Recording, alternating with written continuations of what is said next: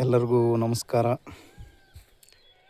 ಈಗಾಗಲೇ ತಮ್ಮ ಬಳಿ ವಿಚಾರಗಳನ್ನು ಹಂಚಿಕೊಳ್ಳುವ ವೇಳೆ ಹೇಳಿದ ಹಾಗೆ ನಾವು ಎಷ್ಟೋ ಸಂದರ್ಭದಲ್ಲಿ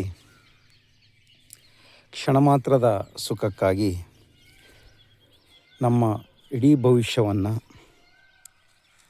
ಹಾಳು ಮಾಡಿಕೊಳ್ಬಾರ್ದು. ಅದರಲ್ಲೂ ಕೂಡ ಇತ್ತೀಚೆಗೆ ಯುವಕ ಯುವತಿಯರಲ್ಲಿ, ಯುವ ಪ್ರಜೆಗಳಲ್ಲಿ ಇದು ಹೆಚ್ಚಾಗಿ ಕಂಡುಬರ್ತಾ ಇದೆ. ಯಾಕೆ ಹಿಂಗೆ? ನಾವು ಎಲ್ಲೆಲ್ಲಿ ಯುವಕ ಯುವತಿಯರಾಗಲಿ ಎಲ್ಲಿ ನಾವು ಎಡರ್ತಾ ಇದ್ದೀವಿ, ಎಲ್ಲಿ ನಾವು ತಪ್ಪು ಹೆಜ್ಜೆಯನ್ನು ಇಡ್ತಾ ಇದ್ದೀವಿ ಅನ್ನುವಂಥ ಅಂಶಗಳನ್ನು ಮನಗೊಂಡ್ರೆ, ಯಾಕೆಂದರೆ ಈ ವಯಸ್ಸಿನ ಯುವಕರು ಅಂದರೆ ಸಾಮಾನ್ಯವಾಗಿ ನಾವು ನೋಡ್ತಾ ಇರ್ತೀವಿ 14ರಿಂದ 22, 23, 24 ವಯಸ್ಸಿನ ಯುವಕ ಯುವತಿಯರಲ್ಲಿ, ಹಾಗೆ ಒಂದು ಜವಾಬ್ದಾರಿಯನ್ನು ಅರಿಯದಂತಹ ಯುವಕರು ಏನು ಮಾಡ್ತಾ ಇದ್ದಾರೆ, ತಮ್ಮ ಜವಾಬ್ದಾರಿಗಳನ್ನು ಮರೆತು ಬೇರೆದೇ ಆದಂತಹ ಲೋಕಕ್ಕೆ ಅವರು ಹೆಜ್ಜೆ ಇಡ್ತಾ ಇದ್ದಾರೆ. ಅದರಲ್ಲಿ ಯಾವುದಾದ್ರು ಆಗ್ಬೋದು, ಬೇಡವಾದಂತಹ ಹವ್ಯಾಸಗಳು, ಬೇಡವಾದಂತಹ ವಸ್ತುಗಳ ಸೇವನೆ ಮಾಡ್ತಕ್ಕಂಥದ್ದು. ಅದು ಏನು ಮಾಡುತ್ತೆ, ಮನಸ್ಸನ್ನು ಹುಚ್ಚು ಕುದುರೆಯಂತೆ ಎಲ್ಲೆಡೆ ವಿಭಿನ್ನ ಆಸೆ ಆಕಾಂಕ್ಷೆಗಳಿಗೆ ಎಡವನ್ನು ಮಾಡಿಕೊಡ್ತಾ ಇದೆ. ಹಾಗಾಗಿ ಏನಾಗ್ತಾ ಇದೆ, ಯುವಕರು ಎಲ್ಲೆಂದರಲ್ಲಿ ಇತ್ತೀಚಿನ ದಿನಗಳಲ್ಲಿ ನೋಡ್ಬೋದು, ಮಾದಕ ದ್ರವ್ಯಗಳನ್ನು ಸೇವನೆ ಮಾಡಿ ನಿಂತಲ್ಲೇ ನಿಲ್ಲುವಂತಹ ಯುವಕರಿದ್ದಾರೆ. ಹಾಗೆಯೇ ಬೇಡವಾದಂಥ ಚಟಗಳು, ಏಕೆಂದರೆ ಇವತ್ತಿನ ದಿನ ಭವಿಷ್ಯದಲ್ಲಿ ಒಮ್ಮೆ ಆ ಚಟಕ್ಕೆ ಬಿದ್ದರೆ ಮತ್ತೆ ವಾಪಸ್ ಬರತಕ್ಕಂಥದ್ದು ಭಾಳಷ್ಟು ಕಷ್ಟ ಆಗ್ತಾಯಿದೆ. ಜೀವನ ಅಂತಕ್ಕಂಥದ್ದು ಏನು ಅಂತಕ್ಕಂಥದ್ದು ಅರಿಬೇಕು. ನಮ್ಮನ್ನು ಅವಲಂಬಿತರಾಗಿರ್ತಕ್ಕಂಥ ನಮ್ಮ ತಂದೆ ತಾಯಿಗಳ ಬಗ್ಗೆ ನಾವು ಸಾಕಷ್ಟು ವಿಚಾರಗಳನ್ನು, ಜವಾಬ್ದಾರಿಗಳನ್ನು ಅರಿಬೇಕಾಗ್ತದೆ. ತಂದೆ ತಾಯಿಗಳು ಎಷ್ಟೋ ಕಷ್ಟಪಟ್ಟು ತಮ್ಮ ವಿದ್ಯಾಭ್ಯಾಸಕ್ಕಾಗ್ಬೋದು ಅಥವಾ ತಮ್ಮ ಜವಾಬ್ದಾರಿಯುತವಾದಂಥ ಜೀವನ ನಡೆಸ್ಕೊಳ್ಳಿ ಅಂತಕ್ಕಂಥ ಸಾಕಷ್ಟು ಶ್ರಮವಹಿಸಿ ತಂದೆ ತಾಯಿಗಳು ಏನು ಮಾಡ್ತಾಯಿದ್ದಾರೆ, ಹಣಕಾಸಿನ ವ್ಯವಹಾರ ಆಗ್ಬೋದು, ಇತರೆ ವಿಚಾರಗಳಾಗ್ಬೋದು, ವಿದ್ಯಾಭ್ಯಾಸದ ವಿಚಾರದಲ್ಲಾಗ್ಬೋದು, ಮಕ್ಕಳಿಗೆ ಏನು ಮಾಡ್ತಾರೆ, ಪ್ರೋತ್ಸಾಹವನ್ನು ನೀಡ್ತಾರೆ. ತಮ್ಮ ಕಷ್ಟಗಳನ್ನು ಮರೆತು ನಮ್ಮ ಮಕ್ಕಳು ಮುಂದೆ ಬರಲಿ ಅಂತಕ್ಕಂಥ ಆಸೆ ಆಕಾಂಕ್ಷೆಗಳನ್ನು ಇಟ್ಕೊಂಡಿರ್ತಾರೆ. ಹಾಗಾಗಿ ನಾವೇನು ಮಾಡಬೇಕು, ನಾವು ಒಂದು ವಿಚಾರಗಳನ್ನು ನಾವು ಅರಿತುಕೊಳ್ಬೇಕು. ಯಾಕೆಂದರೆ ಎಲ್ಲ ಜವಾಬ್ದಾರಿಗಳನ್ನು ಹೊತ್ಕೊಂಡಂಥ ತಂದೆ ತಾಯಿಗಳು ತಮ್ಮ ಮಕ್ಕಳ ಭವಿಷ್ಯವನ್ನು ಕಟ್ಕೊಳ್ಳಿ ಅಂತಕ್ಕಂಥ ಯೋಜನೆಯನ್ನು ಹಾಕ್ಕೊಂಡಿರ್ತಾರೆ. ಹಾಗೆಯೇ ಅವರು ಕೂಡ ಎಚ್ಚೆತ್ತುಕೊಂಡು ತಮ್ಮ ಜೀವನವನ್ನು ರೂಪಿಸ್ಕೊಳ್ಬೇಕಾಗ್ತದೆ ಅಂತಕ್ಕಂಥ ವಿಚಾರ. ಹಾಗೆ ಟೀನೇಜ್ನಲ್ಲಿ ಯುವಕ ಯುವತಿಯರು ಸಾಕಷ್ಟು ಪ್ರೀತಿ, ಪ್ರೇಮ, ಸಲ್ಲಾಪಗಳಿಗೆ ಮಾರಿ ಹೋಗ್ತಕ್ಕಂಥದ್ದು ನಾವು ಕಾಣ್ತೇವೆ. ಅದರಿಂದ ತನ್ನ ಭವಿಷ್ಯದ ಗುರಿ ಮುನ್ನಡೆಯಲ್ಲಿ ಹಿನ್ನಡೆಯಾಗುವಂಥ ಸಾಕಷ್ಟು ಪಶ್ಚಾತ್ತಾಪವನ್ನು ಪಟ್ಟಿರ್ತಕ್ಕಂಥ ಮಕ್ಕಳನ್ನು ಕಾಣ್ತಾ ಇದ್ದೀವಿ. ಅದಲ್ಲದೆ ಸ್ವಲ್ಪ ನೋಡಿ, ಇದ್ರ ಬದಲು ಸ್ವಲ್ಪ ಯೋಚನೆ ಮಾಡಿ ಚಿಂತಿಸಿ, ನನ್ನ ಭವಿಷ್ಯ ನನ್ನ ಕೈಯಲ್ಲಿದೆ, ನನ್ನ ಸಲದವರಿಗೆ ಅಥವಾ ನನ್ನ ಸಾಕಿದವರಿಗೆ ನಾನು ದಾರಿದೀಪ ಆಗಬೇಕು ಹೊರತು ಅವರ ಗೌರವಕ್ಕೆ ಯಾವತ್ತೂ ಕಗ್ಗತ್ತಲಾಗಬಾರ್ದು. ಹೌದಲ್ವಾ? ನಾವು ತಂದೆ ತಾಯಿಗಳಿಗೆ ಸಾಕಷ್ಟು ಜವಾಬ್ದಾರಿಗಳನ್ನು ನಮ್ಮದೇ ಆದಂಥ ವಿಚಾರದಲ್ಲಿ ಅವರು ತಗೊಂಡಿರ್ತಾರೆ. ಹಾಗಾಗಿ ನಾವು ಕೆಲವೊಂದು ತಪ್ಪು ಹೆಜ್ಜೆಗಳನ್ನು ಇಟ್ಟು ನಾವೇನು ಮಾಡ್ತೀವಿ, ಅವರ ಒಂದು ಆಸೆ ಆಕಾಂಕ್ಷೆಗಳಿಗೆ ಕಗ್ಗತ್ತಲಾಗಬಾರ್ದು.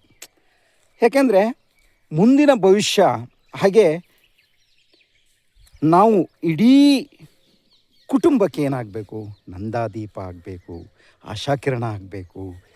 ಏಕೆಂದರೆ ಇವತ್ತಿನ ಪ್ರಪಂಚ ಹೆಂಗಾಗಿದೆ ಅಂದರೆ ಎಲ್ಲರೂ ಕೂಡ ಸ್ವಾರ್ಥತೆಯಿಂದ ಬದುಕ್ತಾರೆ. ಆದರೆ ತಂದೆ ತಾಯಿಗಳು ಹಾಗಲ್ಲ, ತಮ್ಮ ಮಕ್ಕಳಿಗೋಸ್ಕರ ಏನೆಲ್ಲ ಕಷ್ಟಪಡ್ತಾರೆ ಅಂತಕ್ಕಂಥದ್ದು ನಾವು ಕಾಣ್ತಾ ಇದ್ದೀವಿ. ಹಾಗಾಗಿ ಕ್ಷಣ ಮಾತ್ರದ ಸುಖಕ್ಕಾಗಿ ಇಡೀ ಭವಿಷ್ಯವನ್ನು ನಾವು ಕಗ್ಗತ್ತಲನ್ನು ಮಾಡಿಕೊಳ್ಬಾರ್ದು. ಎಷ್ಟೋ ಸಂದರ್ಭ ನಾವು ನಿರ್ಧಾರವನ್ನು ತೆಗೆದುಕೊಳ್ಬೇಕಾದ್ರೆ ಬಹಳ ಎಚ್ಚರಿಕೆಯಿಂದ ಇರಬೇಕಾಗ್ತದೆ. ಎಲ್ಲ ವಿಚಾರದಲ್ಲೂ ವಿದ್ಯಾಭ್ಯಾಸದಿಂದ ಹಿಡಿದು ಮದುವೆ ಅಂತಕ್ಕಂಥದ್ದ ವಿಚಾರದಲ್ಲಾಗ್ಬೋದು.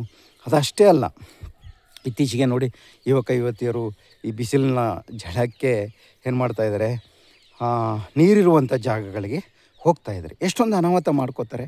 ಕ್ಷಣ ಮಾತ್ರ ಸುಖ, ಏನೋ ನಾವು ನೀರಲ್ಲಿ ಆಟ ಆಡಬೇಕು, ಅಲ್ಲೊಂದು ನಮ್ಮದೇ ಆದಂಥ ಎಂಜಾಯ್ ಮಾಡಬೇಕು ಅಂತ ಹೋಗ್ತಾರೆ. ಆದರೆ ಅಲ್ಲಿ ಹೋದಂಥ ಜೀವಗಳು ಮತ್ತೆ ಬರ್ತಾವ? ಯೋಚನೆ ಮಾಡಿ. ಆಟ ಆಡಬೇಕು, ಇಲ್ಲ ಅಂತಲ್ಲ, ಅದನ್ನು ಎಚ್ಚರಿಕೆಯಿಂದ ಆಟ ಆಡಬೇಕು. ಭವಿಷ್ಯದಲ್ಲೂ ಅಷ್ಟೇ, ಮದುವೆ ಅನ್ನೋಂಥ ವಿಚಾರದಲ್ಲೂ ಅಷ್ಟೇ ನಾವು ಆಟ ಆಡಬೇಕು. ಆದರೆ ಒಂದು ನಿರ್ಧಾರ ಅಂತಕ್ಕಂಥದ್ದು ಇದೆಯಲ್ಲ, ಅದು ಇಡೀ ನಮ್ಮ ವ್ಯವಸ್ಥೆಯನ್ನು ಏನು ಮಾಡ್ತದೆ, ಕಗ್ಗತ್ತಲನ್ನಾಗಿ ಮಾಡಿಬಿಡ್ತದೆ. ಹಾಗಾಗಿ ನಾವು ಎಷ್ಟೋ ಸಂದರ್ಭದಲ್ಲಿ ಯೋಚನೆಗಳನ್ನು ಮಾಡಬೇಕು, ಯೋಜನೆಗಳನ್ನು ಹಾಕಬೇಕು. ನಮ್ಮ ಭವಿಷ್ಯವು ಹೀಗೇ ಇರಬೇಕು. ನಮ್ಮ ಶ್ರಮಪಟ್ಟ ತಂದೆ ತಾಯಿಗಳಿಗೆ ನಮ್ಮ ಜೀವನದ ಕೆಲವೊಂದು ಸಂತಸದ ಕ್ಷಣಗಳನ್ನು ಅವ್ರಿಗೆ ಮುಡುಪಾಗಿಡಬೇಕಾಗ್ತದೆ. ಹಾಗಾಗಿ ಎಲ್ಲವೂ ನಮ್ಮ ತಂದೆ ತಾಯಿಗಳು, ನಮ್ಮ ಪೋಷಕ ಬಂಧುಗಳು, ಹಾಗೆಯೇ ನಮ್ಮ ನಂಬಿರ್ತಕ್ಕಂಥ ಕುಟುಂಬ, ನಮ್ಮ ಸಹ ಸಂಬಂಧಗಳು ಎಲ್ಲ ಇರ್ತಾರೆ. ಹಾಗಾಗಿ ನಾವು ಜವಾಬ್ದಾರಿಯುತವಾದಂಥ ಬದುಕನ್ನು ಕಟ್ಕೊಳ್ಬೇಕಾದ್ರೆ ಕೆಲವೊಮ್ಮೆ ನಮ್ಮ ನಿರ್ಧಾರಗಳೇನಾಗಿರ್ತವೆ ಅಂತಂದರೆ, ಅವರು ಎಲ್ಲರ ಆಸೆ ಆಕಾಂಕ್ಷೆಗಳನ್ನು ಒಳಗೊಂಡಿರ್ತಕ್ಕಂಥ ನಿರ್ಧಾರಗಳನ್ನು ನಾವು ತಕ್ಕೊಳ್ಬೇಕು. ಕೆಲವೊಮ್ಮೆ ನಾವು ಏಕಾಏಕಿ ನಿರ್ಧಾರಗಳನ್ನು ಮಾಡಿಬಿಡ್ತೇವೆ. ಅವು ಎಷ್ಟೊಂದು ಪರಿಣಾಮ ಬೀರ್ತವೆ ಅಂದರೆ, ಕುಟುಂಬದ ಮೇಲಾಗ್ಬೋದು, ವ್ಯವಸ್ಥೆಯ ಮೇಲಾಗ್ಬೋದು, ಇಡೀ ಸಮಾಜದ ಮೇಲೆ ಆಗ್ಬೋದು.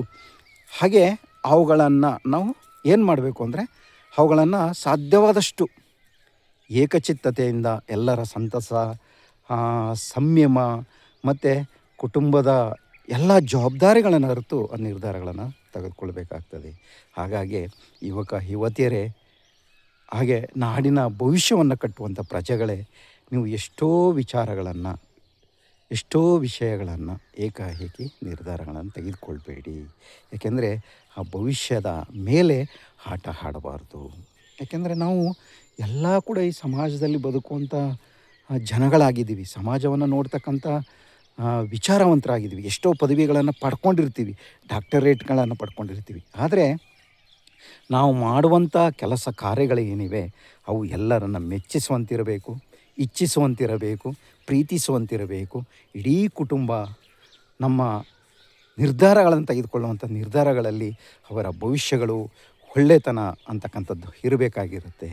ಹಾಗಾಗಿ ನಾವು ಏನೇ ಮಾಡಿದರೂ ಕೂಡ ನಮ್ಮ ಸುಂದರ ಕ್ಷಣಗಳನ್ನು ಅನುಭವಿಸುವಂಥ ಈ ಜೀವನಕ್ಕೆ ಒಂದು ಏನು ವಿಶಿಷ್ಟವಾದಂಥ ಕೊಡುಗೆಗಳನ್ನು ಕೊಟ್ಟಿರ್ತಕ್ಕಂಥ ಆ ದೈವಕ್ಕೆ ನಾವು ಚಿರಋಣಿಯಾಗಿರಬೇಕು. ನಮ್ಮ ತಂದೆ ತಾಯಿಗಳಿಗೆ ಚಿರಋಣಿಯಾಗಿರಬೇಕು, ನಮ್ಮ ವ್ಯವಸ್ಥೆಗೆ ಚಿರಋಣಿಯಾಗಿರಬೇಕು. ಆಗ ಮಾತ್ರ ಇಡೀ ನಮ್ಮ ಭವಿಷ್ಯ ಚೆನ್ನಾಗಿರ್ತದೆ. ಎಲ್ಲದಕ್ಕೂ ನಿರ್ಧಾರ ಅಂತಕ್ಕಂಥದ್ದು ಇದೆಯಲ್ಲ, ಅದನ್ನು ಸಾಕಷ್ಟು ಆಲೋಚನೆಗಳನ್ನು ಮಾಡಿ ನಾವು ನಿರ್ಧಾರಗಳನ್ನು ತೆಗೆದುಕೊಳ್ಬೇಕಾಗುತ್ತೆ.